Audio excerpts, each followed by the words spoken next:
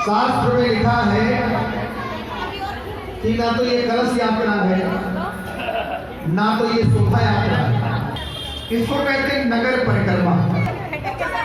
एक एक पग आप रखते, एक एक आप अपने चरण रखते हैं, तो उसमें जन्म जन्मांतर के जो पूर्व के किए गए पाप हैं, पाप मतलब पाप नहीं किए हैं, कोई कहते हैं पापी नहीं है, तो ऐसा मैं मान नहीं सकता हूं कि वो सब हम लोगों से भी पाप होते हैं, लेकिन कुछ पाप ऐसे होते हैं जो समझ में हो, कुछ नासमझी से हो।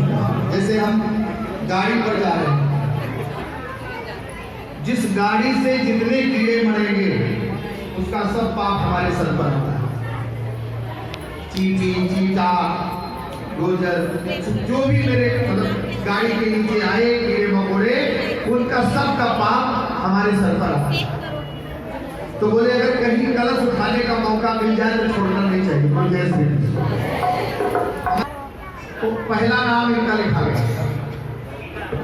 कभी भी कलश यात्रा हो, कलश सुनाई पड़े, तो बेशक उसमें हमारे कलश में तो कितने पग ज्ञान कान चाहा लिखा, प्रदक्षिणे पदे पदे, एक एक पग पर प्रदक्षिणे पदे पदे, जो हम परिक्रमा करते हैं नगर की, उस पर अनेकों जन्म जन्मांतर के पाप उसी समय नष्ट हो जाते हैं।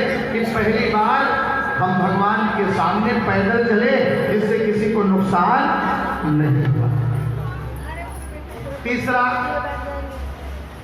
तीसरी बात यह है कि आपने अभी नगर में घूमा, राजनगर, राजधानी, महाराणा, यहाँ सब घूम करके आए, तो ये नगर के देवताओं को आप निमंत्रण दे के आए। जैसे आपको पर्ची मिल गई तो कलश की, तो कलश में देवता कैसे आएंगे? कितने देवता है? 33 कोट। तो उनमें देवता कैसे आएंगे? देवता जब आप गांव में घूमोगे तो जितने भी मंदिर हैं, जितने भी यहाँ पर जैसे शिव मंदिर से आते हैं, तो वहाँ के जितने देवी देवता हैं सब इस कलश के अंदर विद्यमान हो गए। आगे जो मंदिर पड़ा उसमें विद्यमान हो गए। जहाँ जहाँ पीपल, बरगद, नीम, आंवला, तुलसी, जितने भी देवी देवता थे वो सब इसमें विद्यमान है। समझ गए?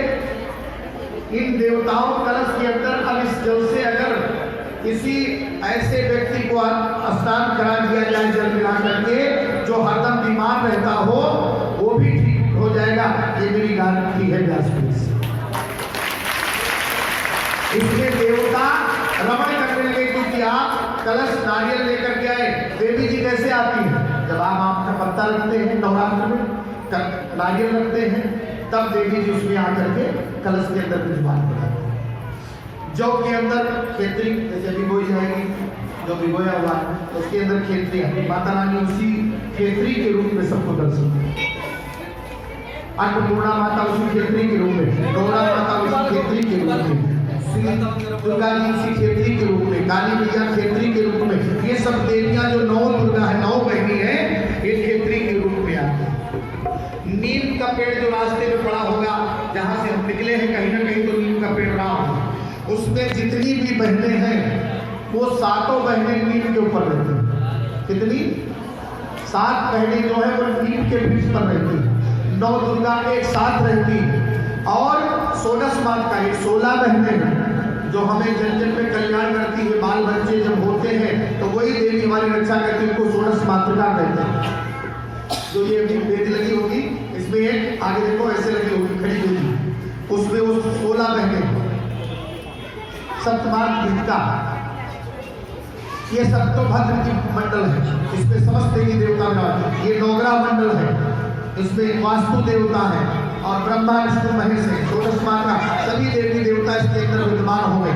तो आपने क्या किया?